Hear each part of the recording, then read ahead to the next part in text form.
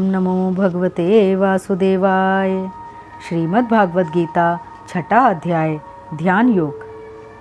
श्री भगवान ने कहा, जो पुरुष अपने कर्मफल के प्रति अनासक्त हैं और जो अपने कर्म का पालन करता है वही सन्यासी और असली योगी है। वह नहीं जो ना तो अग्नि जलाता है और न कर्म करता है। हे पांडुपुत्र, जिसे सन्यास कहते हैं उसे ही तुम योग अर्थात परब्रह्म में युक्त होना जानो, क्योंकि इंद्रिय तृप्ति के लिए इच्छा को त्यागे बिना कोई कभी योगी नहीं हो सकता।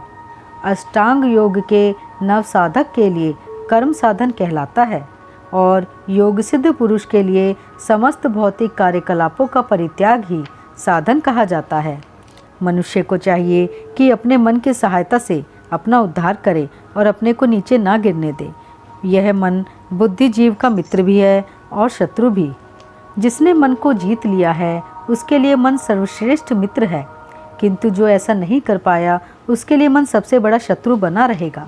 जिसने मन को जीत लिया है उसने पहले ही परमात्मा को प्राप्त कर लिया है, क्योंकि उसने शांति प्राप्त कर ली है। ऐसे पुरुष के लिए सुख दुख सर्दी गर्मी एवं मान अपमान एक से हैं। वह व्यक्ति आत्म साक्षात्कार को प्राप्त तथा योगी कहलाता है, जो अपने अर्जित ज्ञान तथा अनुभूति से पूर्णतया संतुष्ट रहता है। ऐसा व्यक्ति अध्यात्म को प्राप्त तथा जितेंद्रिय कहलाता है।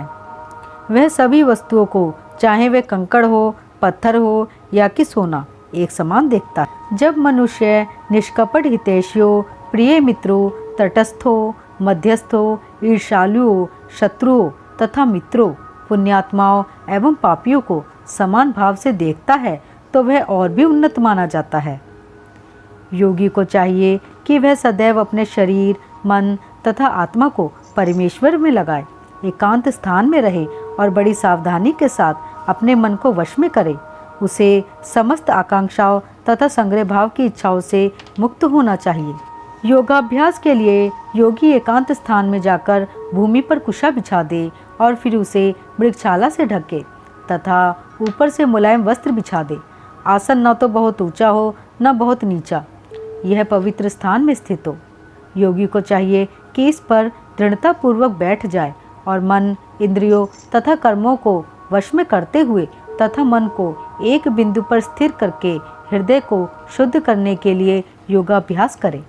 योगाभ्यास करने वाले को चाहिए कि वह अपने शरीर, गर्दन तथा सिर को सीधा रखे और नाक के अगले सिरे पर दृष्टि लगाए। इस प्रकार वह अविचलित तथा दबित मन से, भय रहित विषयी जीवन से पूर्णतया मुक्त होकर अपने हृदय में मेरा चिंतन करे और मुझे ही अपना चरम लक्ष्य बनाए। इस प्रकार शरीर, मन तथा कर्म में निरंतर संयम का अभ्यास करते हुए संयमित मन वाले योगी को इस भौतिक अस्तित्व की समाप्ति पर भगवत धाम की प्राप्ति होती है। जो खाने, सोने, आमोद प्रमोद तथा काम करने की आदतों में नियमित रहता है वह योगाभ्यास द्वारा समस्त भौतिक क्लेशों को नष्ट कर सकता है।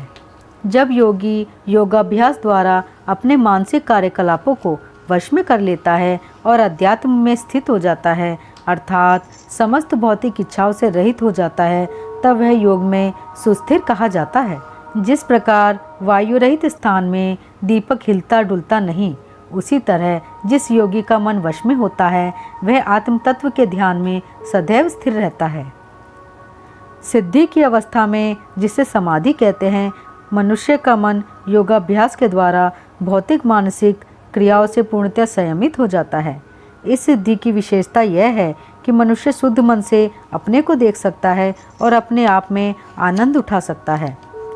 उस आनंदमयी स्थिति में वह दिव्य इंद्रियों द्वारा असीम दिव्य सुख में स्थित रहता है।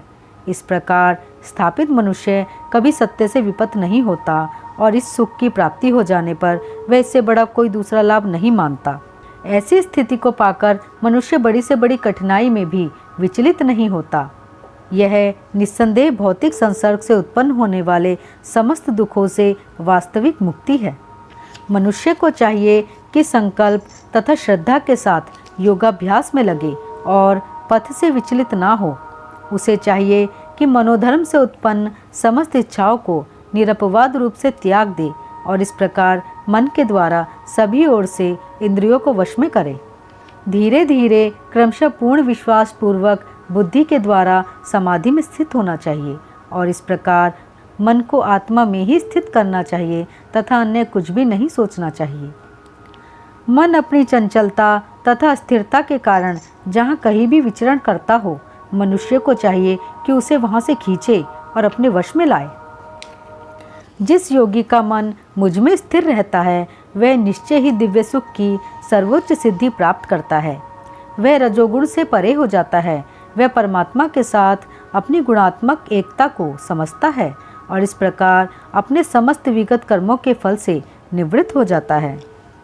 इस प्रकार योगाभ्यास में निरंतर लगा रहकर आत्म संयमी योगी समस्त भौतिक कल्मश से मुक्त हो जाता है और भगवान की दिव्य प्रेमा भक्ति में परम सुख प्राप्त करता है।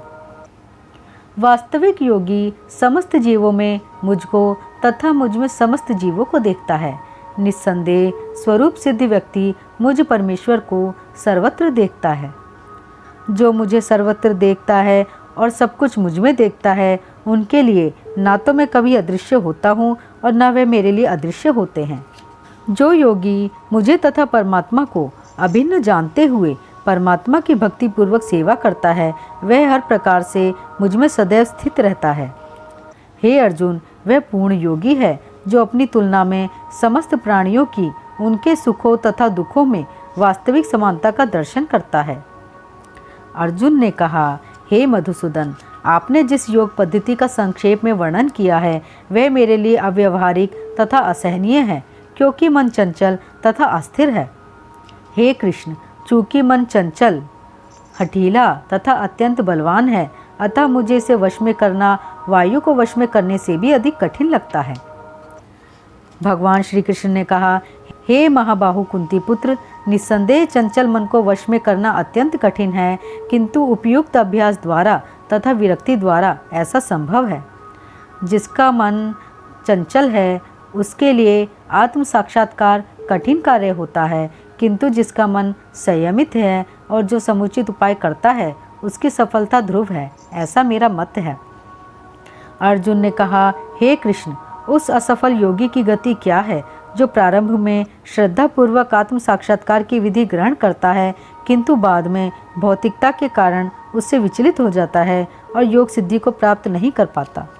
हे महाबाहु कृष्ण, क्या ब्रह्म प्राप्ति के मार्ग से भ्रष्ट ऐसा व्यक्ति आध्यात्मिक तथा भौतिक दोनों ही सफलताओं से अलग नहीं होता और छिन्न भिन्न बादल की भांति विनष्ट नहीं हो जाता, जिसके फलस्वरूप उसके लिए किसी लोक में कोई स्थान नहीं रहता? हे कृष्ण, यही मेरा संदेह है और मैं आपसे इसे पूर्णतया दूर करने की प्रार्थना कर रहा हूँ।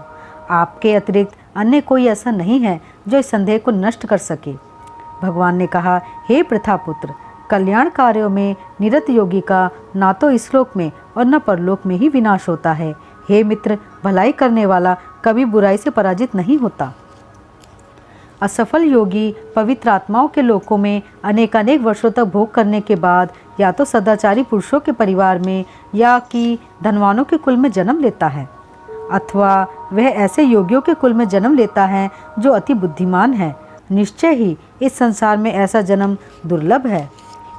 हे कुरुनंदन, ऐसा जन्म पाकर वह अपने पूर्वजन्म की देवी चेतनाओं को पुनः प्राप्त करता है और पूर्ण सफलता प्राप्त करने के उद्देश्य से वह आगे उन्नति का प्रयास करता है।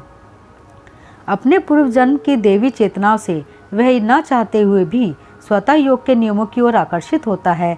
ऐसा जिज्ञासु योगी शास्त्रों के अनुष्ठानों से परे स्थित होता है और जब योगी समस्त कल्मश से शुद्ध होकर सच्ची निष्ठा से आगे प्रगति करने का प्रयास करता है तो अंत तो गत्वा अनेकानेक जन्मों के अभ्यास के पश्चात सिद्धि लाभ करके वह परम गंतव्य को प्राप्त करता है।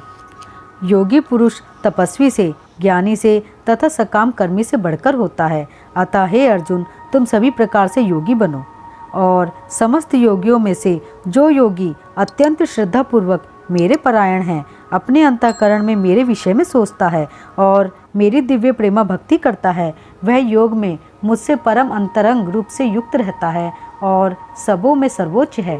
यही मेरा मत है। श्रीमद् भागवत गीता 6वां अध्याय यहीं समाप्त होता है। ओम नमो भगवते वासुदेवाय।